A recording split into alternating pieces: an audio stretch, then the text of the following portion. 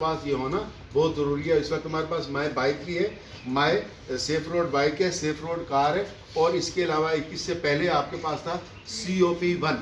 ये तीनों हमारे पास अवेलेबल है, और 2 प्लान और आ रहे हैं अभी, उसका मैं अभी बता देता हूँ। तो जैसे लॉन्च होंगे तो आपको इंटीमेट कर दिया जाएगा। तो उसके ये कि उसके लिए ट्रेनिंग नहीं करवानी पड़ेगी। तो ठीक है, इसके लिए कोई क्वेश्चन हो तो आप कीजिए। अच्छा, इसके लिए COP1 के लिए वही पुराना प्रोसीजर होगा जैसा कि पहले चल रहा था, और ये पैड पॉलिसीज़ हैं, ये इसके लिए ये जो फौरी तौर पे आपको इशू हो जाती हैं। अच्छा, इसके अलावा ये ब्राउशर्स भी हमारे पास अवेलेबल हैं। तो इस तरह नहीं, ये ब्राउशर्स हैं। अच्छा, मैं ब्राउशर्स पे जब भी मैंने ब्राउशर कभी दिया है कंपनी में, तो मैंने ये कोशिश की है माई सेफ रोड बाइक का, सेफ रोड कार का, तो मैंने कभी भी क्लाइंट को दिया है तो मैंने अपना स्टैम्प और नंबर लिख करके दिया है।